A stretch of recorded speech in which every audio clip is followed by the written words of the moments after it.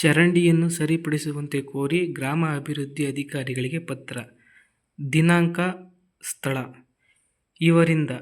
ಗ್ರಾಮಸ್ಥರು, ನಿಮ್ಮ ಊರಿನ ಹೆಸರು, ತಾಲೂಕು ಯಾವುದು, ಜಿಲ್ಲೆ ಯಾವುದು.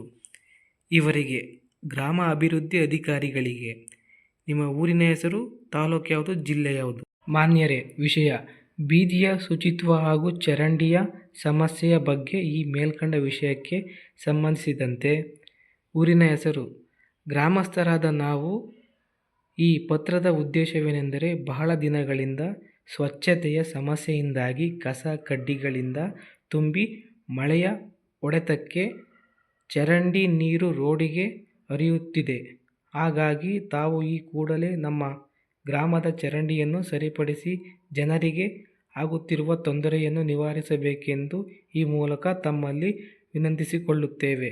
ವಂದನೆಗಳೊಂದಿಗೆ ಇಂತಿ ತಮ್ಮ ವಿಶ್ವಾಸಿಗಳು, ಊರಿನ ಜನತೆ ಹಾಗೂ ಗ್ರಾಮಸ್ಥರು.